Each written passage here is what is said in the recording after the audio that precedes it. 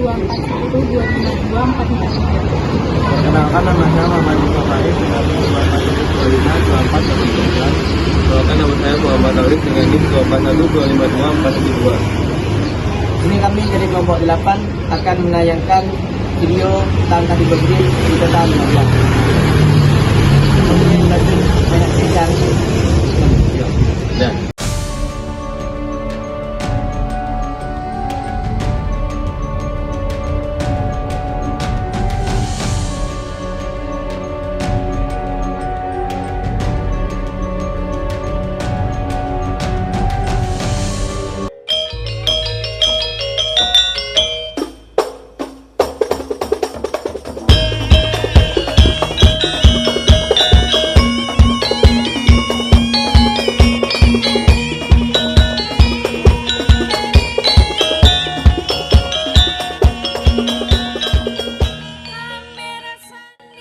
Di balik kaki Gunung Semeru, Lumajang menyimpan warisan budaya yang tak ternilai, yaitu tari godril.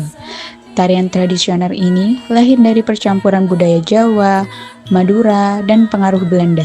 Dikenal sejak masa kolonial sebagai dance Java. Ditarikan berpasangan, gerakannya tegas dan dinamis, diiringi musik jidor yang khas, mencerminkan keceriaan dan pergaulan masyarakat. Dulu, populer di berbagai upacara adat. Kini, tari godril mulai dilupakan. Melalui video ini, mari kita kenali kembali tari godril, identitas budaya Lumajang yang patut kita jaga dan lestarikan bersama.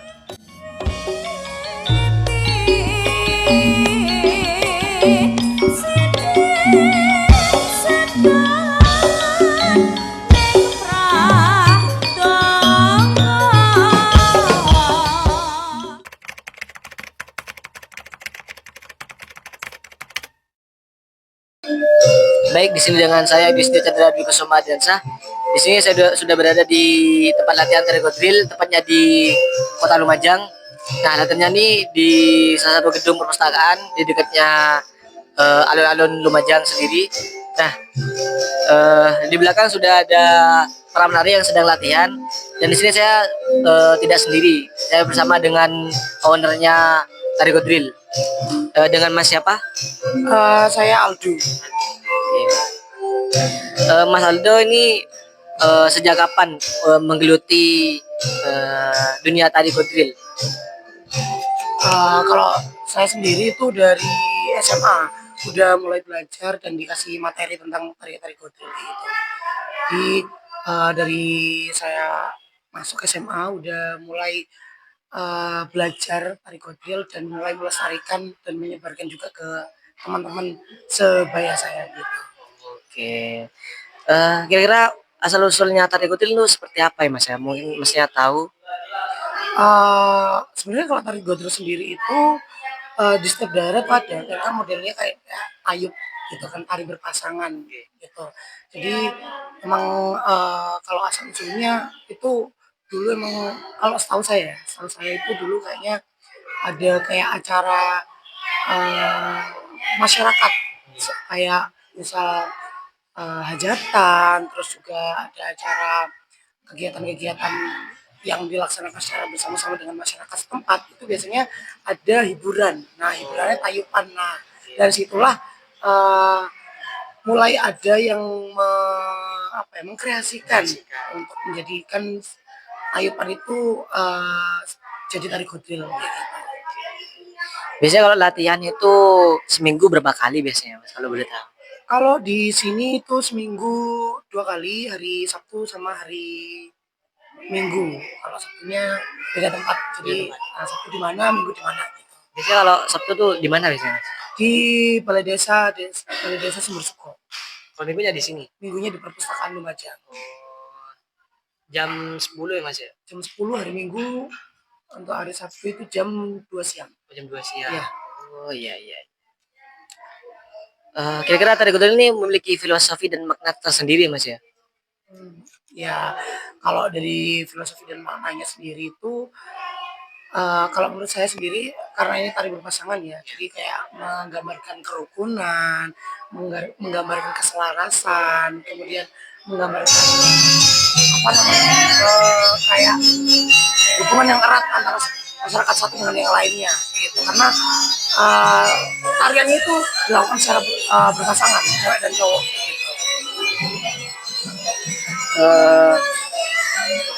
Mungkin kayak musik sama iringannya tuh jenisnya seperti apa, Mas?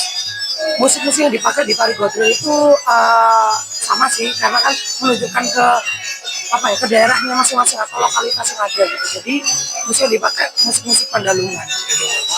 Ya, musik-musik Pandalungan.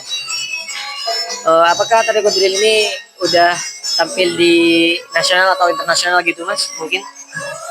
Untuk nasional saat ini kayaknya ya, sepengetahuan saya itu masih belum. Cuman kalau untuk di tingkat provinsi sendiri itu sudah pernah ditampilkan di gedung Cadurasim Taman Budaya di Provinsi Jawa Timur waktu itu sama teman-teman Duta Tari Kabupaten Lumajang.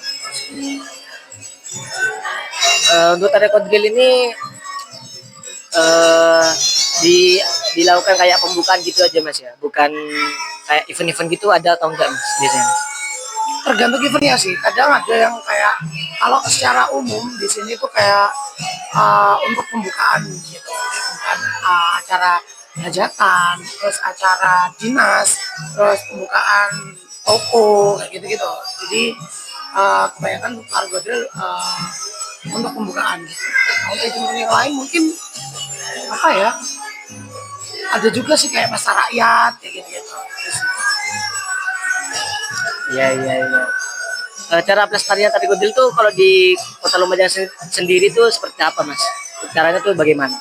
Kalau di sini kita para seniman Lumajang sama-sama mengangkat tari godrel dan melestarikannya dengan kita mempelajarinya dan juga memberikan materi tari godrel kepada anak-anak didik kita.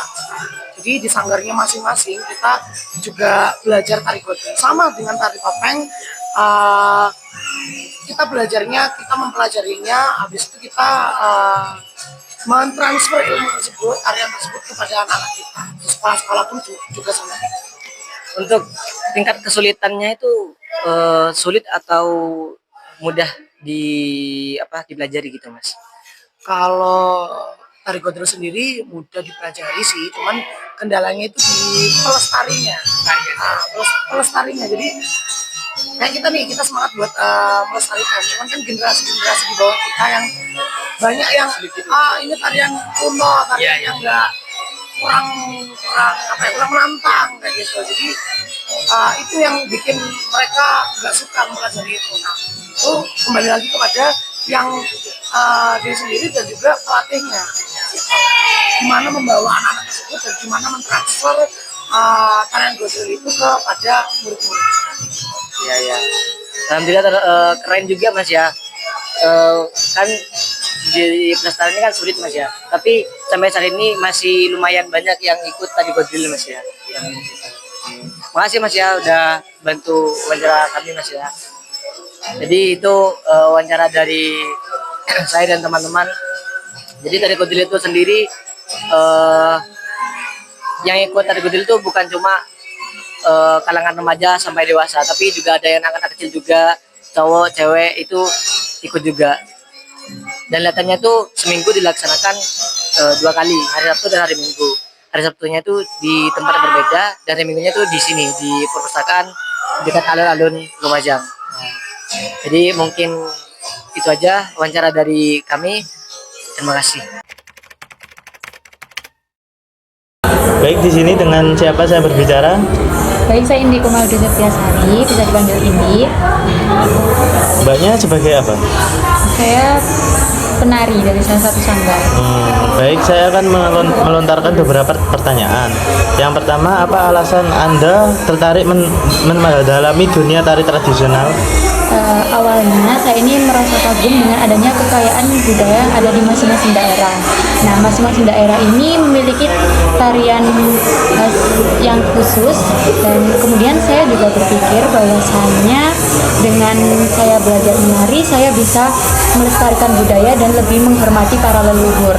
Kemudian saya belajar menari juga tidak mengenai gerakan saja, tapi saya juga bisa belajar mengenai makna dari tarian apa yang saya bawakan. Oh gitu. Terus ada lagi apa tantangan yang Anda hadapi dalam proses belajar tari? Mungkin untuk tantangannya sendiri, saya lebih kesusahan dalam melakukan gerakan. Misalnya, saya perlu mengatur ekspresi, mengatur gerak tubuh saya, kemudian kekompakan dengan tim saya. Terus juga saya harus luwes atau kaku sesuai dengan tarian yang saya bawakan. Gitu. Ada lagi apa makna menari bagi Anda secara pribadi?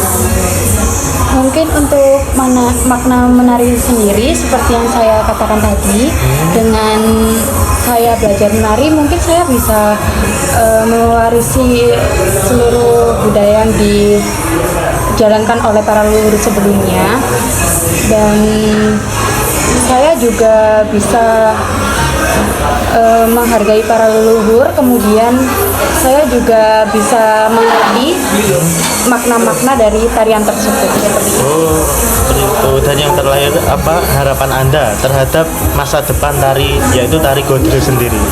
Mungkin untuk harapannya, saya berharap bahwasannya tari Godril ini tidak hanya dibudayakan di Lumajang saja, tetapi bisa dikenal di seluruh daerah, baik di nasional maupun internasional. Kemudian kalau dilihat dari kalangan remaja pada saat ini, kemungkinan untuk tari Godril sendiri ini jarang diminati. Dengan adanya keminatan tersebut, saya juga berpikir bahwasanya tari Godril ini bisa disesuaikan gerakannya sesuai pada saat ini. Misalnya gerakannya diubah menjadi lebih modern lagi tanpa mengubah gerakan yang sesungguhnya, seperti itu. Baik, mungkin sudah cukup pertanyaan yang saya ingin tahu. Terima kasih ya Kak.